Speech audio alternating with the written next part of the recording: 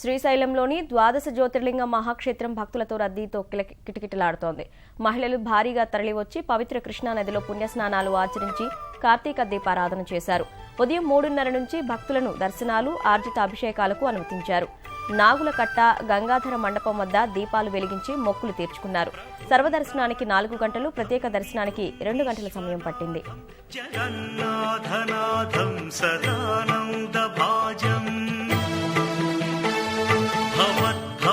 భూతేశ్వరం భూతనాథం Shivam Shankaram శంభుమీశానమీడే గళేరుండమాలం తనౌ సర్పజాలం మహాకాలకాలం గణేశాదిపాలం